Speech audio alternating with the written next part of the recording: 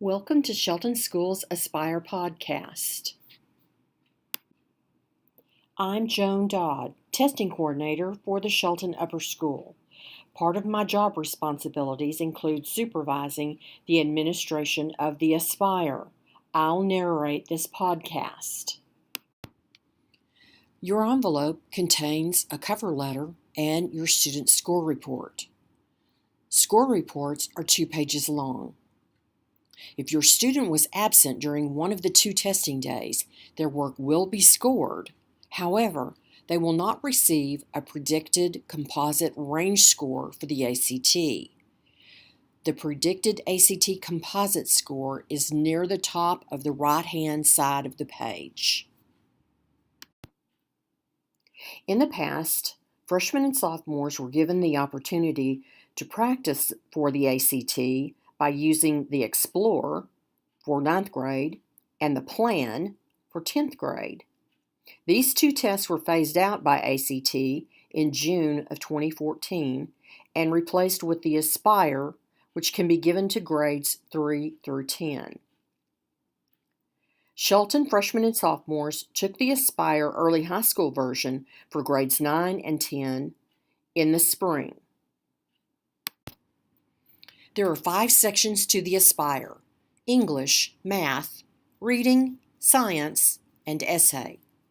The question format on the Aspire is selected response or multiple choice, and there are also some constructive response questions where students have to write and elaborate their answers. All students received extended time on all sections. The English assessment covers standard grammar usage and mechanics. Students revise and edit and look at punctuation, sentence structure, production of writing, topic development, and knowledge of language. The math test covers numbers and operations, algebraic expressions, coordinate graphs, functions, and probabilities. On the reading section, students read passages from narratives, fictions, or memoirs, and then answer multiple choice and constructive response questions about the passage they read. The science test content includes material from biology, chemistry, physics, and earth-space science. On the essay, students respond to a writing prompt. The ACT Aspire is a nice segue to the ACT test that your student will take as a junior or senior. The Aspire and the ACT cover the same subjects, including the writing test, which is optional for the ACT. The predicted ACT score range that is included in your student score report can guide you and your student as you prepare for college. You can use the predicted ACT scores to see if you are on target to achieve the ACT score you want by the time you take the ACT test.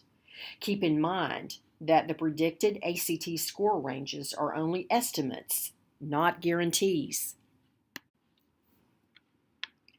Now that we've discussed the 5 different areas and their content, let's look at your students' college readiness across the subjects. We will now look at the subject progress graphs. In this example, you see the results of the student's English test. Beneath each subject is a 3-digit score. Aspire takes the number of points earned and turns it into a score. In this instance, you see that the scaled score is 426.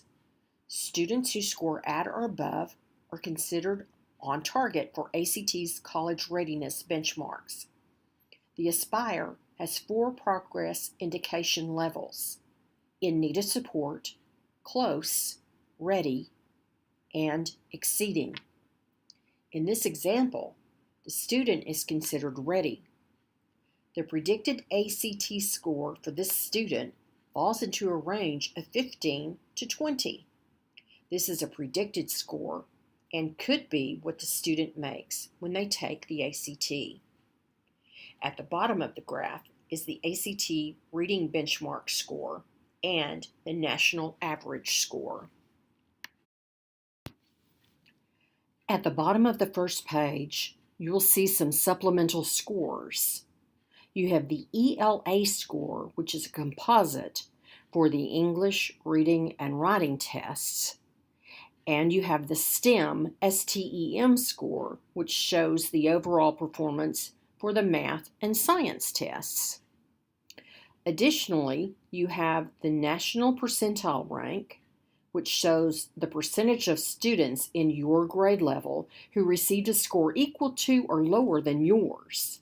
For example, a rank of 76 for a reading score means that 76% of students earn that score or below.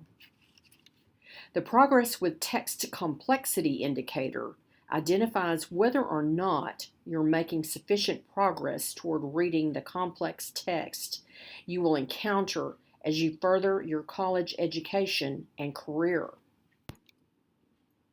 Now let's look at the second page to see a breakdown of your student skills proficiency. These are illustrated with bar graphs and offer more specific information on how your student performed in each area in each subject. The two examples here are for English and reading. Circled in blue, you'll see the total points possible in that area, the total points correct, and the percentage of correct answers. The readiness range for each area is the black bar at the top of each bar graph and shows where a student who has met the readiness benchmark on this assessment would typically perform. At the bottom of page 2, there is a list of improvement ideas for each subject area. The ACT serves the same purpose as the SAT. Each is a test used for college entrance purposes. All colleges accept scores from either the ACT or the SAT. There are a few differences between the tests. One test may be better suited than the other for your student. Contact Dr. Pierce for more information and specifics.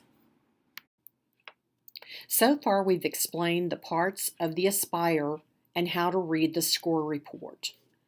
Now let's turn to the issue of test accommodations. Accommodations on the ACT test must be requested through Dr. Pierce's office. If your student's diagnostic evaluation is recent and sufficient, then he will have made the accommodation request. On the other hand, if your student's diagnostic evaluation is too old or not sufficient, then accommodations were not requested and will not be requested until a new and sufficient evaluation report is on file in his office. Numerous reminders are mailed and emailed to you, reminding you of what is needed and by when. Securing appropriate accommodations is not difficult if and when all the pieces are in place. Contact Dr. Pierce for more details and specifics. If you've been notified that your student's testing is insufficient or out of date, the optimum time to renew that psychoeducational testing is during the second semester of the sophomore year.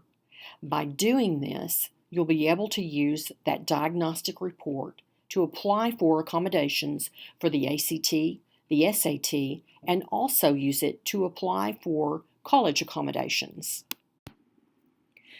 For your information, the SAT is given 4 times a year at Shelton: August, October, November, and May.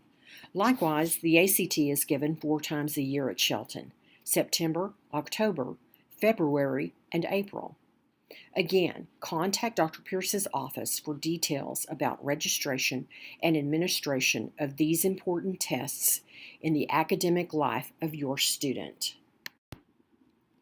Thank you for tuning in to the ACT Aspire podcast.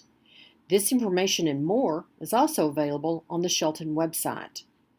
Click on Upper School and scroll down to College Testing. Our contact information is also listed on the screen. Please send us an email or give us a call. We're happy to help. Again, thanks for watching the ACT Aspire podcast.